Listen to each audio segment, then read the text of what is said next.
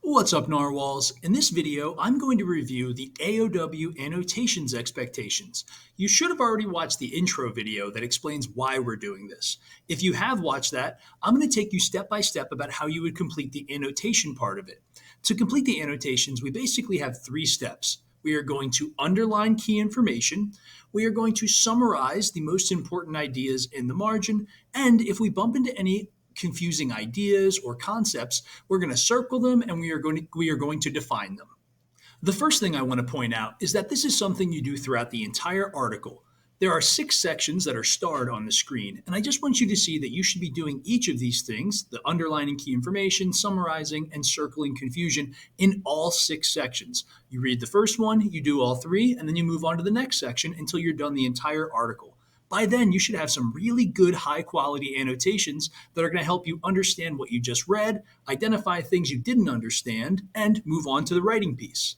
So I've isolated the first section. That's everything until the first line that goes across the paper. It was starred number 1 in the previous part of this video. We're going to go through and we're going to take a look at the 3 things we have to do for this part of the article. I'm going to go through it step by step with you so you can see what I do to underline key ideas, summarize in the margin, and circle and clarify confusion. First up is going to be underlining key ideas.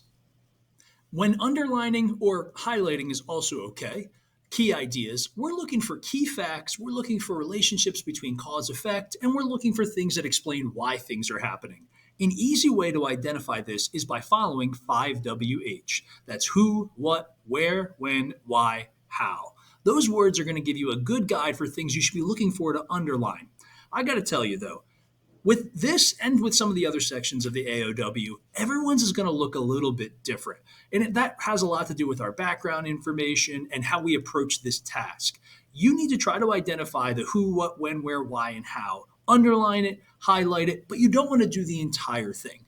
This is something that you're going to work on throughout pretty much all of school, actually, getting better at identifying what stuff you need to really focus on and what stuff you shouldn't. All I can say is focus on the who, what, where, when, why, and how, and make sure you don't underline or highlight everything.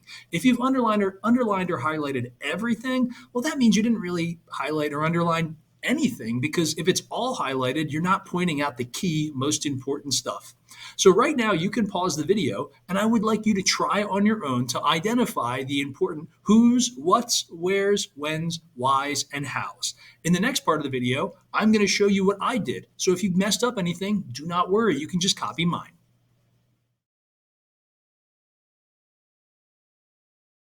After I underlined key information or highlighted key information for this passage, this is what I came up with. And again, yours might be different than mine. In fact, if I did this again, it might even look a little bit different.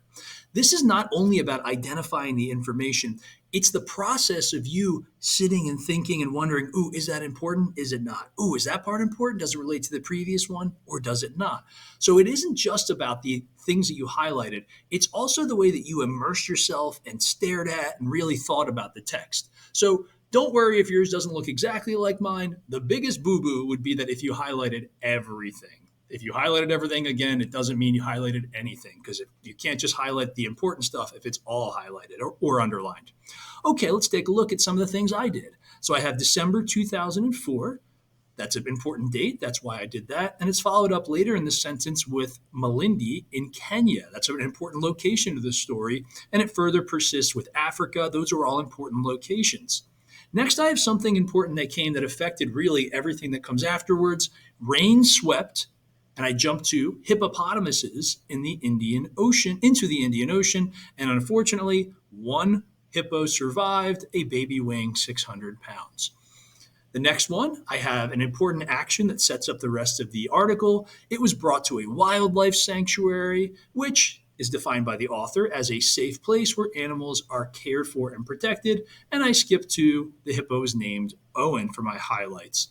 For the next section, I ended up just highlighting the friend that Owen made, the 130-year-old tortoise named MZ. If you would like to read the rest of them, you can, but I'm not going to go through all of them right here. Yours should look pretty close to mine, and over time, we will work on making sure that we are identifying only the key information. But again, like I said twice now, it's going to look a little bit different between me and you. It's more about, did you really think and try to identify this stuff? Did it go through your brain? Did you make an attempt to identify the most important information? Getting those reps in are going to make you better and better over time, and it's going to increase your learning. We just identified key information by highlighting or underlining. Now we're going to move on to the next type of annotation, which is circling and defining confusing words.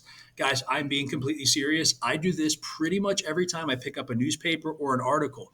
I sometimes read, or pretty often I read things that I'm like, I don't quite understand what that word means or that historical reference. I will stop and I'll circle it, and then I'll go onto the internet and try to figure out what it means and actually define it in the margin.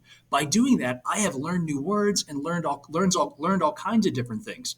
More importantly than learning those things, think about, if you don't understand what a word means in an article, can you really be sure that you understand what comes after that word? If you didn't know what lolling meant, that it means to sit around in a lazy way, you don't really understand the time that they spent hanging out together. By using the word lolling, we know that they're kind of hanging out, having a good time. If you didn't know what lolling meant, you might not have any idea what kind of things they did when they hung out.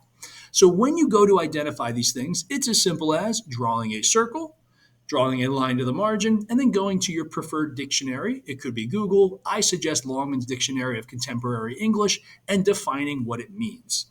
I got to let you guys know, in future articles, there's going to be words that I'm pretty sure that you guys are not going to know. When I go to grade these and take a look at them, if you haven't circled and identified and defined what they mean, then I'm going to go up to you and say, hey, do you know what blah means? And if you don't know what blah means, then I'm going to say, well, why didn't you define it when you read through? This is a really powerful annotation that you can use to identify something that's like a gap, something that you maybe are a little bit fuzzy on or that you don't know, that you can then fix yourself before moving on. So make sure when you bump into a difficult vocab word or some kind of reference that you don't really understand that's not explained further in the article, you're going to circle it, you're going to draw a line to the margin, and you're going to define what it means. And we're on to our third and final annotation. That's when you head into the margin or the side of the paper and you fill out a summary of basically what this part was about. Your summaries could be complete sentences if you want. They don't need to be complete sentences, though. This is note-taking style, so you can put it in your own words. You can skip over things. It doesn't need to be grammatically correct as long as you understand it. And if I ask you to explain, you can explain to me what it means. So this is note-taking style, complete sentences, notes, bullet points, however you want to do it, as long as you are reading the information, processing it, thinking about it, and then putting it down in a summary on the side. I'm pretty open to different ways that you can do it, because this annotation system isn't just about me making you do something. It's about you learning how to take a text and analyze it and break it down and get out of it what you need, which you're going to need to do in middle school, high school, and definitely in college. So let's take a look at my margin summaries. I'm not going to read through all of them, but I will read the first one or two. So this first section I turned into 2004, heavy rains in Kenya pushed a group of hippos into the ocean. Only one baby hippo survived. Next bullet point, baby hippo was rescued and brought to a wildlife sanctuary named Owen. I'm going to stop there because that's where I stopped with the previous one. So you can see that I read the information, I thought about it, and I put it down into a short summary of bullet points. That's my preferred style of what the important information was. All right, my friends, we have completed our first set of annotations for the first part. We have underlined key information. We have defined the things we are confused about in the margin, and we have also summarized all the important information in the margin.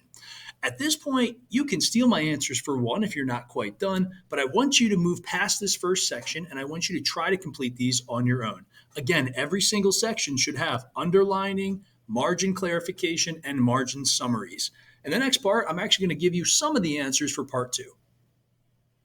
All right, guys, here's your last little bit of help. This is for the second part of this article. I've given you a little bit of help underlining or highlighting key ideas. If you're not sure what hesitate means, I circled it and defined it in the margin, and I even gave you a sentence starter for your margin summaries. From this point forward, you should be done the first part, and you should progress through the rest of the article doing the 3 sets of annotations: underlining key ideas, circling and clarifying confusion, and doing margin summaries. When you're done the entire article, that's when you move on to the writing piece.